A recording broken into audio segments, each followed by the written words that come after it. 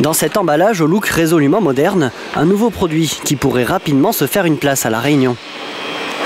Spécialiste de l'agroalimentaire, cette entreprise a décidé de miser sur un aliment de plus en plus tendance, les pâtes fraîches.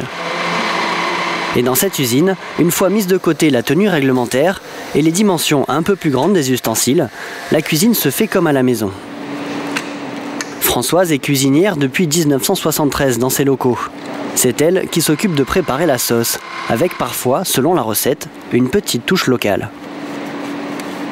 J'ai préparé le ravioli saumon, combava. J'ai préparé du combava, j'ai mixé les oignons. Après, j'ai pesé la béchamel et la crème fraîche. Faire vraiment une recette traditionnelle, donc c'est tiré des bases de cuisine, tout simplement. Là, vous voyez, ça, eau bouillante, salée, pâtes. Après, on les rafraîchit pour les garder al dente, pour avoir une bonne texture de la pâte, pour pas qu'elle soit trop cuite. Et donc après, notre but, c'est d'avoir un produit fini, voilà, de qualité irréprochable, on va dire.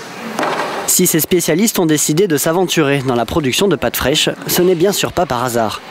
Cela fait presque un an que l'entreprise préparait ce lancement. Un nouveau projet qui répond tout simplement à une demande grandissante. On voyait que le prêt-à-consommer était bien présent sur le marché réunionnais depuis 2-3 ans et que les consommateurs étaient en recherche de nouveaux produits. On a observé, bien entendu, que les pâtes fraîches connaissaient un engouement très très fort sur le marché métropolitain. De par notre collaboration aussi avec les enseignes de distribution, nous pouvions voir que les ventes de pâtes dans les magasins aussi étaient en forte progression. On peut, comme tout à chacun, s'apercevoir que de nouveaux restaurants de pâtes se créent et fonctionnent et trouvent leur public. De ce fait-là, on a aussi, nous aussi, pris ce parti de foncer sur ce nouveau marché qui est les pâtes fraîches. Pour commencer, Jean Larègle a décidé de produire de petites séries. 500 kg en moyenne doivent sortir de l'usine chaque mois. Un chiffre qu'il espère bien quadrupler d'ici 2 ans. Et à en croire les nutritionnistes à La Réunion, cet objectif est loin d'être utopique. Les études statistiques sont claires, les pâtes, comme les pommes de terre, sont en train de gagner du terrain. La plus récente, en fait, qui date de 2001, a bien démontré qu'il y avait une augmentation de la consommation de pommes de terre, des pâtes.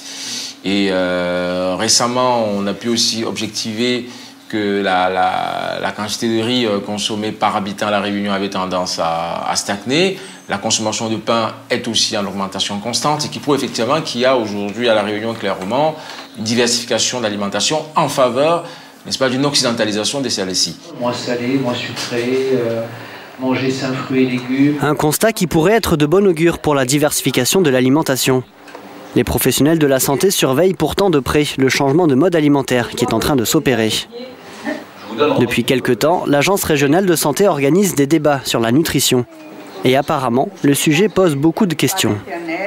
Alors en fait, les gens continuent quand même à manger traditionnel, mais ils associent à cette alimentation traditionnelle tout ce qui est offert par l'alimentation, on va dire, occidentale. La ration a augmenté en fait. Et en fait, on mange trop par rapport à ce qu'on dépense dans notre activité physique. L'autre tendance redoutée, c'est qu'au milieu de tout ça, les fruits et les légumes, eux, soient de plus en plus boudés par les nouvelles générations. Midi et 1 minute à l'école élémentaire Gabriel Massé. Les enfants font déjà la queue pour être servis. Au menu, du curry poisson, du pain et bien sûr des légumes. Mais ce n'est pas parce que les cantinières en déposent sur les plateaux que les enfants vont les manger. Ce qu'ils veulent, eux, c'est le rougail saucisse. Et puis cordon bleu. Cordon bleu, les enfants aiment ça. Et puis les pâtes.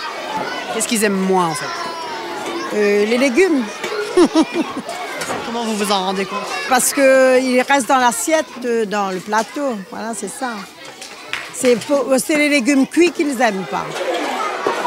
Alors, pour éduquer les papilles gustatives des marmailles, il faut ruser. Couper en petits morceaux les légumes pour qu'ils se voient moins, par exemple. Ou alors, négocier. Les cantinières, elles sont cantinières et cuisinières. Elles ont un travail en cuisine à faire. Elles ont un travail éducatif. C'est le versant cantinière, justement. Elles sont proches des enfants. Les enfants réclament un petit peu plus de viande. Elles regardent déjà ce qu'ils ont mangé sur le plateau. Et bien évidemment, s'il reste de la salade, s'ils n'ont pas mangé les légumes féculents ou légumes verts, on va leur demander, mange un petit peu de légumes, mange un petit peu ta salade, à ce moment-là, je te redonne un petit morceau de viande. Mais ne mange pas que de la viande, ça c'est de l'éducatif. Signe que la question de la nutrition est d'actualité. Depuis la rentrée, les restaurants scolaires français doivent respecter une réglementation stricte et proposer des menus équilibrés et adaptés à l'âge des enfants. Donc on n'a pas attendu effectivement que ça soit une obligation. Nous avons travaillé pendant 6 mois avec une diététicienne qui a analysé nos menus, qui a élaboré avec nous les fiches recettes et qui nous a calculé les apports énergétiques pour chaque fiche recette. La municipalité organise également des manifestations, comme la Semaine du goût et un chef à la cantine. Le défi, c'est d'accompagner les jeunes pour qu'ils sachent s'adapter au mode alimentaire et cultivent le goût de manger équilibré.